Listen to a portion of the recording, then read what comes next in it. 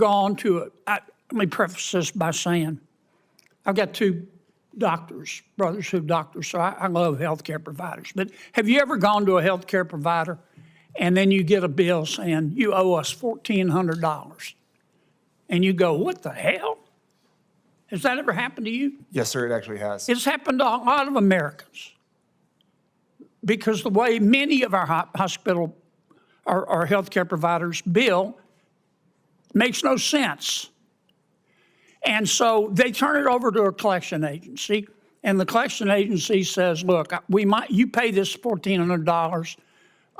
We can't explain, we won't explain to you how it got here. If we did, we'd have to drown you in the Pacific. But if you don't pay it, we're going to turn it into the credit rating agencies and ruin your credit.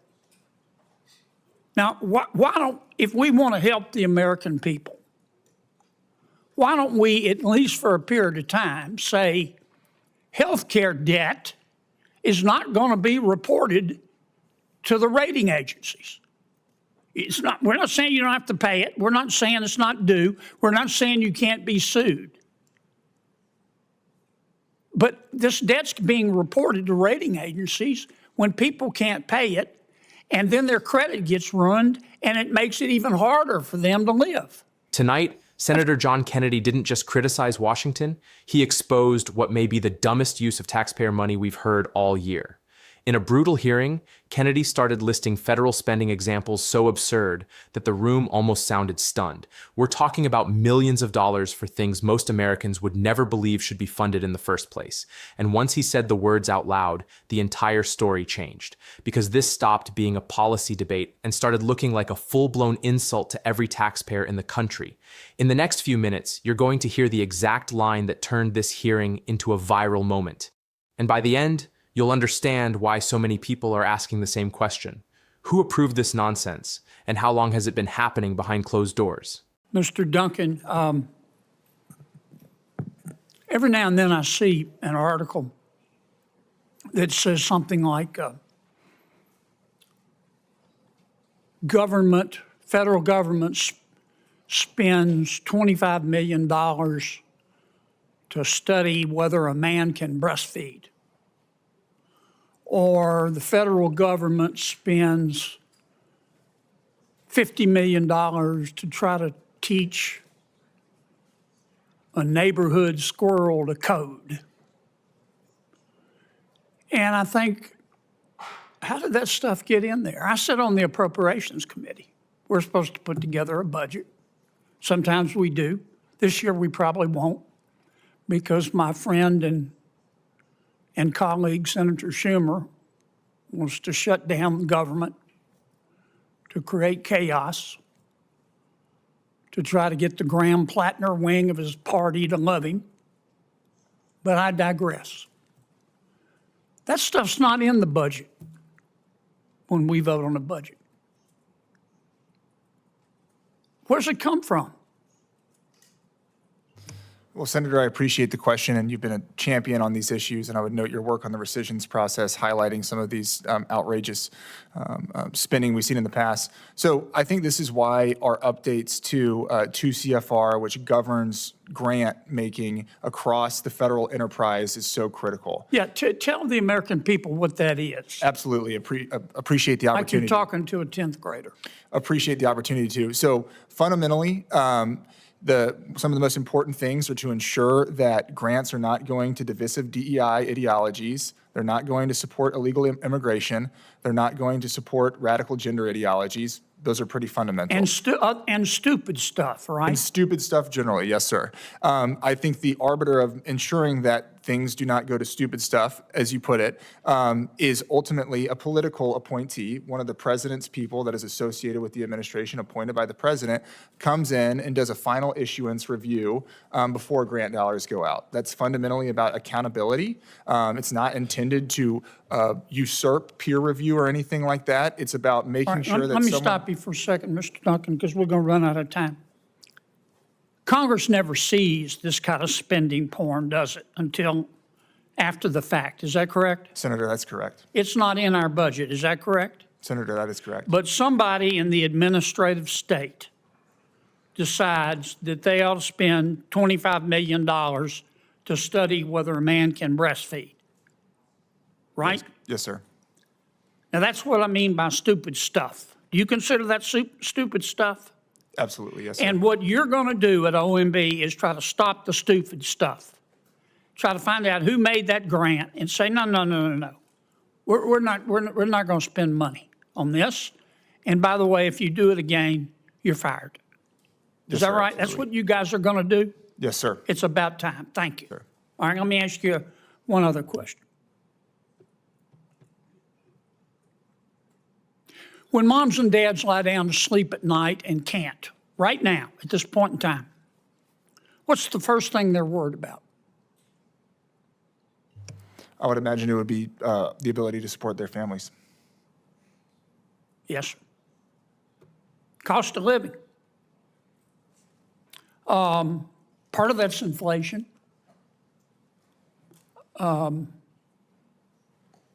I remember inflation's very sticky. I remember when it started, it got up 9%. You know, President Trump didn't father this child, but he's got to raise it. Cost of living. Thank you for being straightforward.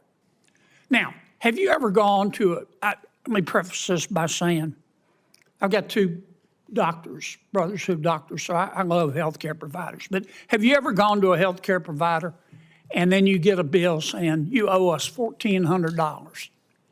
And you go, what the hell? Has that ever happened to you? Yes, sir, it actually has. It's happened to a lot of Americans because the way many of our hospital, our healthcare providers bill makes no sense. And so they turn it over to a collection agency, and the collection agency says, look, you pay this $1,400. We can't explain, we won't explain to you how it got here. If we did, we'd have to drown you in the Pacific. But if you don't pay it, we're going to turn it into the credit rating agencies and ruin your credit. Now, why don't, if we want to help the American people, why don't we, at least for a period of time, say healthcare debt is not going to be reported to the rating agencies? It's not. We're not saying you don't have to pay it. We're not saying it's not due. We're not saying you can't be sued. But this debt's being reported to rating agencies when people can't pay it, and then their credit gets ruined, and it makes it even harder for them to live. That's a swell idea, isn't it? Senator, I think the administration has been very committed to price transparency and ensuring that. Yeah, folks but what aren't hit about with that this. idea? I'm happy to take that back and determine the administration's position on that matter. How about it advocating for it? I'm happy to work with you on this matter, absolutely. I sat down with Senator John Kennedy and asked him about a D.C. takeover, a possible presidential run in 2028, and much more. Take a listen. It is Election Day, especially here in Washington, D.C. The officials in D.C. have started counting ballots. Mm-hmm. We'll see if it takes as long as California did, or they're still counting. President Trump has threatened in saying that the federal government should take D.C. back if Democratic Socialist Janice Lewis George becomes the next mayor.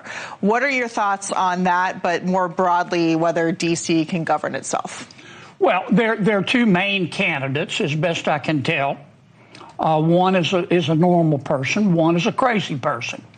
I hope the normal person wins, though I believe in democracy, and if the people elect the crazy person, they're entitled to do that. But Congress and the president, the federal government has certain jurisdiction over D.C., and we're not going to let the crazy person do crazy stuff if the crazy person wins. What would you say to those who say that D.C. actually deserves statehood and that it's taxation without representation, given this current election and the situation, but what was happening before the president had it cleaned up? I wouldn't support it. I don't think... Is it constitutional? I don't think our founders... No, I wouldn't support it. I don't think our founders intended for the District of Columbia to be a state. They meant for it to be neutral territory, if you will. Now, if they want to go join Maryland and be part of a state, that's up to them. If they want to go join Virginia, that's up to them. But I'm not going to vote to make them a state. I don't think our founders intended that. Switching gears to another crazy person story, as you just said, the New York Post reported this morning new revelations from the Southern Poverty Law Center fraud case. We know that the Department of Justice has indicted them after a grand jury found that they allegedly defrauded many of their donors, saying that they were fighting hate while they were actually funding it. But making it worse, we're now finding out from this report that a now former top official funneled more than $1 million to her lover in the neo-Nazi National Alliance and helped prop up the organization after it basically had collapsed. So not only do we have this issue of the organization, but now we're seeing that there was some defrauding with love interests involved. Are you following what I am, has been Katie. doing? They've lost their way. The center started out doing pretty good work, trying to fight hate in our country, which is something we all support. But then they decided to play top politics. And because of their politics, they decided that all Republicans were hate groups and all Democrats were love groups. And they apparently started, allegedly, as you say, though I think they did it, started paying the people that they hate to do the stuff that they hate so they could talk about hating them. You spoke recently in New Hampshire. I did. 2028 is around the corner. Great New Hampshire. I love New Hampshire. And why do you love New Hampshire? Do you think it's a place that you would go campaign? Well, I was up there to help John Sununu, my friend, who's running. He's Senator John Sununu. He used to be in the Senate, and now he's trying to come back. I went up there to support him. That morning I was asked to come speak to a function.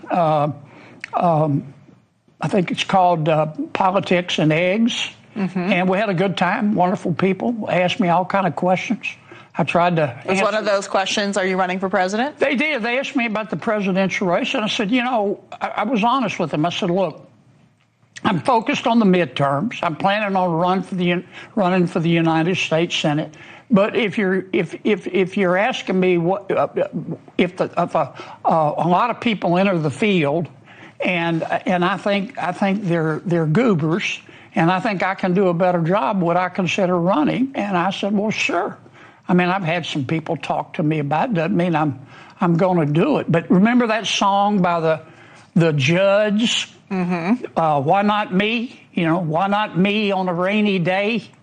Why not me to chase your blues away? That's kind of how I look at it. Why not me? But I'm not saying I'll do it. Well, you said maybe potentially if there are goobers deciding to get in the race, who would that be? I don't know. I mean, you just goober. What about Gavin Newsom? A goober is like pornography. You can't define it, but you know a goober when you see it. Speaking of elections, we're, of course, barreling towards the midterm elections. You just mentioned you're focused on winning them. Of course, President Trump would like to keep his majority in Washington and not to get impeached for a third time, as House Democrats have said, if they were to take back power.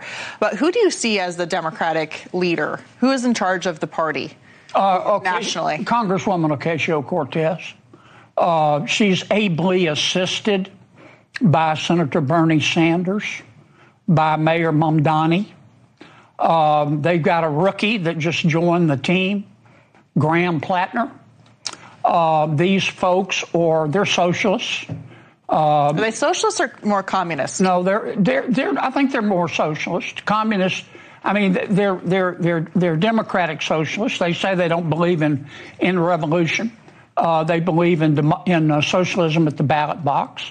I don't hate anybody, and certainly they're entitled to their opinion, but I'm entitled to my opinion. And I think, how can I put this?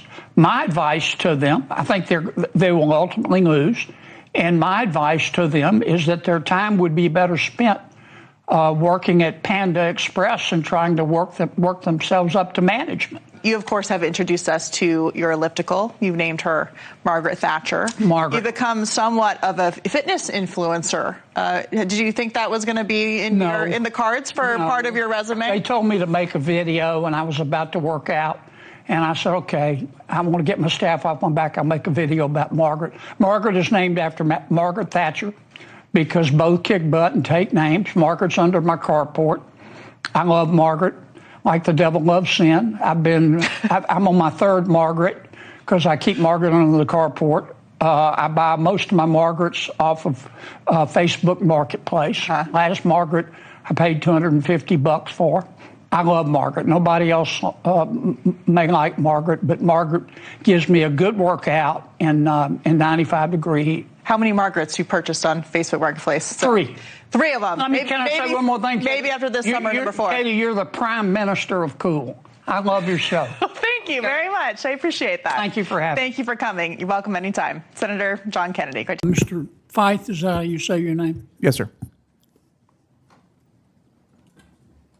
I continue to read and hear that we have to win the AI race. What does that even mean? Generally, we heard that with 5G. Generally, we hear that when somebody in the private sector says, we're behind China, give us some money. If we are ahead, eventually China's going to catch up. And then China gets ahead, and we catch up with them. Ultimately, and there's no finish line here, where the first one who crosses gets a gold medal. This stuff keeps evolving. Aren't we ultimately going to have to sit down with China and reach some sort of compromise in terms of a modicum of cooperation? Well, I think, Senator, I think the questions about whether this race vocabulary and metaphor are exactly right are very well taken. I think it's inexact at best, but there are comparisons possibly with previous generations of strategic technology like nuclear weapons, where I think maintaining that the U.S. and our allies have a stronger foundation of strategic technology, including as it needs to be innovated across generations, and including as after the Soviets got a nuclear weapon in their time, several years after us, is extremely important. And the fact that this is commercially innovated. Okay, I got it. I'm sorry. I don't mean to be rude, but I don't have time for history.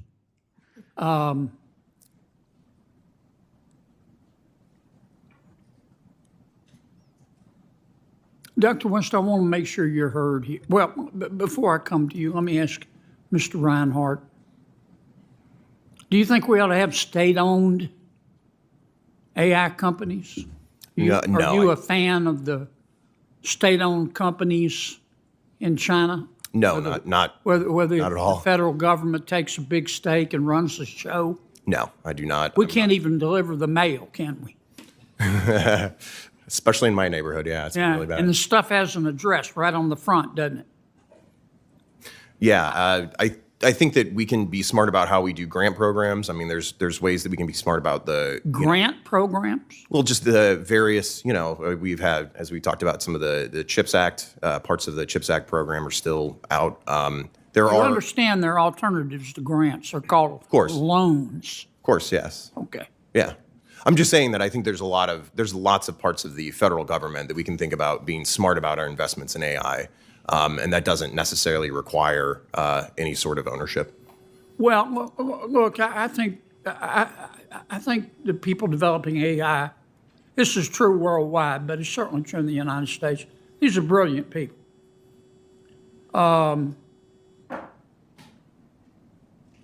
Right now, they're spending money to try to be the biggest and the best and the wealthiest. And I don't mean disrespect when I say this. I'm proud of them as American entrepreneurs, but I trust them like I trust a rest stop bathroom. I remember when one of the leaders in another hearing about a year ago, I asked him, I said, man, you must make a lot of money. And he said, oh, no, I do this for the goodness of the people. I only get my health insurance paid. Wrong. So, Dr. West, you make a good point, but I guess my question is, what do you expect us to do? It's here. And people are going to lose their jobs. I hate to see that. I might lose mine. But what are we supposed to do about that? I think it's a great question because there's this sort of generalized environment that this is inevitable and we all have to just kind of deal with the consequences. Yes, ma'am, I understand the problem. I admire the problem. I'm looking for a solution. Tell me what you think we ought to do when somebody loses their job as a result of AI. In the next 10 seconds or so. Oh, wow. I think we need strong accountability measures that restrain the actions of this industry that are sort of experimenting in the wild with the release of these Dr. West, tools. that tells me nothing. I'm sorry. Mr. Secretary, do you hate people who are different from you? No, sir. I wake up every single morning and say, love the people, love the call. Do you support the rule of law? Absolutely. Isn't a big part of your job to enforce the immigration laws? Yes, sir, it is. Can we agree that illegal immigration is illegal? We should all agree on that. Yes, sir. How many people do you think the Biden administration allowed into our country in violation of our immigration laws? Unfortunately, they didn't keep good records. We don't even know how many kids were let into the country. Estimation is somewhere around 340,000 kids that we're trying currently to look for. With the numbers are estimated between 12 and 20 million came in illegally over the 4 years of the Biden administration. And President Biden ignored the immigration laws with the cooperation and indeed, in some cases, the encouragement of some members of Congress, did he not? Yes, sir. That's my recollection of it. Why do you think the Biden administration and some of my colleagues, your former colleagues, why do you think they believe in open borders?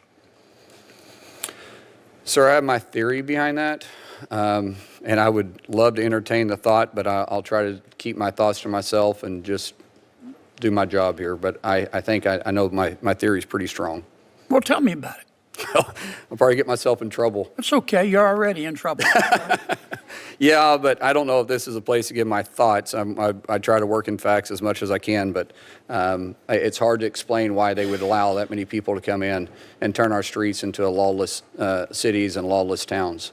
I mean, let me try it a different way. Do you think vetting people at our border is racist?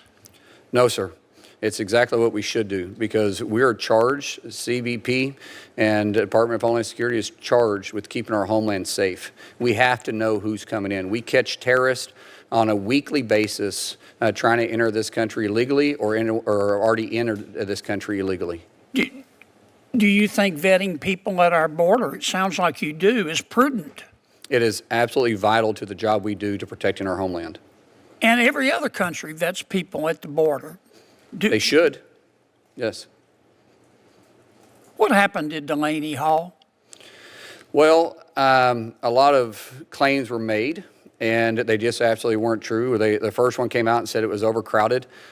We have today, I believe, under 700 detainees there. It's licensed for just over 1,000 beds.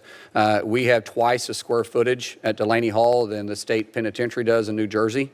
They said that the medical condition was horrible. We have twice as much medical staff per person than the state penitentiary does in New Jersey. What happened with the protesters?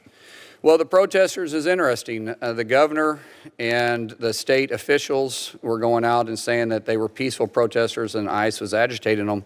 That all changed when the governor finally allowed the state police to do their job. And by the way, they're professionals, and the locals there were absolutely professionals. When they came in, they quickly realized these aren't peaceful protesters. These are rioters. Were some of the protesters or rioters violating the law? Absolutely. Every time you verbally assault an officer by not saying that you're, whatever words you want to use, but when you say you're going to kill them and all their family, that's against the law. That's violating federal policy. When you put your hands on an officer, we had officers bit, we had officers scratched, we had officers poked, we had officers hit. We had objects thrown at them. We had car windows smashed in. All that is a federal crime and punishable, and we have zero tolerance for it. And those that we could arrest then, we did arrest. Those that we have on video, we're going through the video today, and we will eventually find you and arrest you as well and charge you. Now, you have the right in America to protest, don't you? I support the First Amendment, but you do it in a peaceful manner. But you don't have the right to protest violently or in violation of the law, do you? That is correct, Senator. Isn't it? Last question, I know. Has it been your experience that most cops, most Border Patrol officers, most ICE agents will leave you alone unless you do illegal stuff? And the senator's time has expired, so if you can keep this quick. That is absolutely correct, and they love doing their job. They don't do it for the money. They do it because they're called to do it. And regardless if you're a local PD, you're a sheriff, you're state, or you're federal, all of them are willing to do their job because they feel called to do so. And you're not, for the most part, there's always a few bad apples, but for the most part, those officers, unless you're breaking the law, they're not going to bother you. Okay. That's my experience anyways. General, how are you? I'm great. Thank you, Senator. In America, unlike other countries, where they let you die in a ditch, in America, if you're too poor to be sick, we'll pay for your doctor. Isn't that right? It is. And one of the programs we do that through is Medicaid. Correct. Okay. And this money for Medicaid, it didn't just fall from heaven.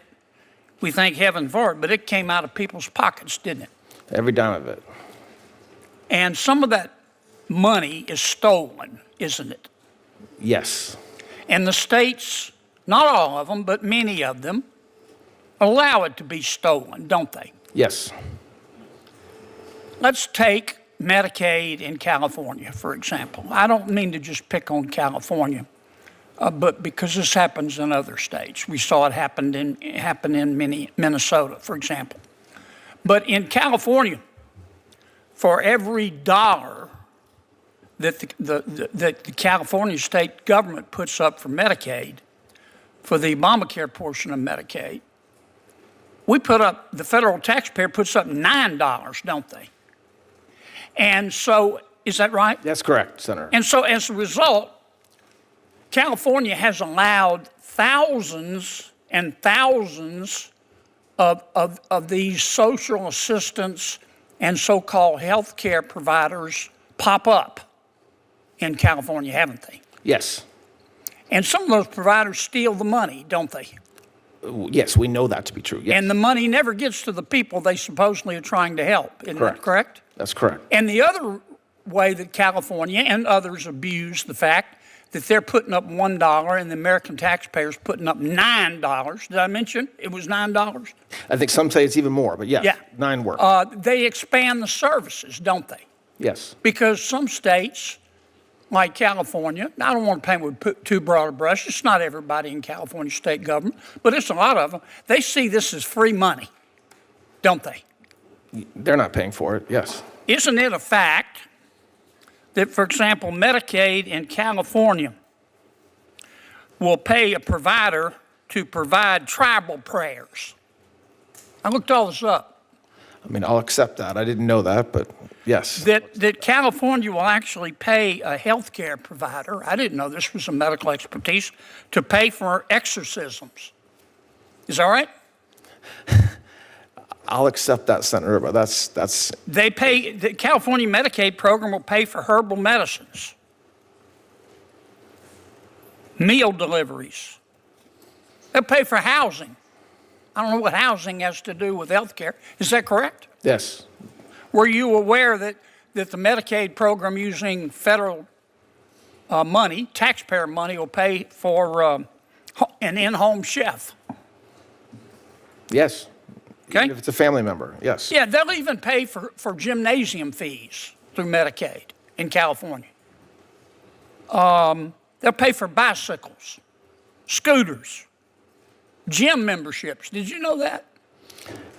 Yes, several states do, but California does for sure. They'll even repay your student loans. Were you aware of that? I was not aware of the student loans repayment. Yeah, they'll repay somebody's student loans to encourage them to become a health care provider. I mean, California, they're just setting all kind of records. These folks are they're wild people. California's got 12% of the population. In the last 10 years, they're responsible for half of these new so-called health providers to provide exorcisms and other things. Now, what the hell are we doing about it? Why has this gone on for so long? Senator, listen, it's a great question. And what you just described are programs that are allowed under the program. You have a whole other issue in California where a lot of these folks are just stealing the money, not even running it through for exorcism. They're thieves, aren't they? They're thieves, correct. And California just watches it happen, don't they? Not everybody in California. The government, doesn't it? Well, that's the challenge in a lot of states, is that we don't have a state government, which you all have entrusted to run these programs and take care of the money that you all give them. There's state structures that absolutely do not do any compliance, and they don't do their job. Because they don't have no incentive to. They're getting free money. Isn't that right? Yes, I think so, yes. We got to change this, General. We're trying. I call this a slush fund. You want to talk about slush fund? This is a tier 1 slush fund that's been going on for years and years and years. Billions, hundreds of billions of dollars is stolen. Yes, Senator. And that's why, look, this department stood up a whole new fraud division, and AUSAs around the country prosecute fraud every day. So it's not as if we didn't have the work out there, but it's so systematically taking money from the American taxpayer that we very much believe that it needs its own stand-up structure, and I think it's true for the reasons that you just said. If you need an exorcism, you can go to California, can't you? Thank you, Senator. And that is why this moment matters more than just one clip, one hearing, or one senator having a sharp one-liner. What makes this hit so hard is that it taps into something people already feel every single day. That regular Americans are being squeezed while the people in charge keep finding new ways to waste money without consequences. When viewers hear phrases like stupid stuff and then hear examples involving bizarre studies and outrageous spending, it instantly stops feeling like politics and starts feeling personal. That is the emotional switch your video needs to keep people watching. Don't end this story like it's just another hearing recap. End it like a warning. Tell the audience that once the public begins hearing these examples in plain English, the system loses its favorite defense, confusion, because confusion protects waste. Simplicity kills it.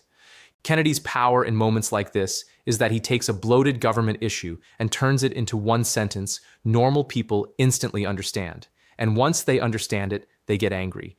That anger is what drives comments, rewatches, shares, and session time. Then in your last minute, slow down slightly and pivot from outrage to ownership. Say something like, this isn't just their money, it's your money. And if this is what they're comfortable defending in public, imagine what never makes it to the microphone. That line keeps retention up because it widens the story instead of ending it. After that, ask only one clean comment question. What shocked you more, the waste, the excuses, or the fact that nobody stopped it? That gives people an easy reason to engage. Then bridge into your next video by saying, and if you think this was insane, wait until you hear what Kennedy said about Medicaid paying for exorcisms and in-home chefs. That kind of ending does two jobs at once. It makes the current video feel bigger, and it pushes the viewer into another outrage topic on your channel. That is how you turn one political clip into a binge loop instead of a one-off upload.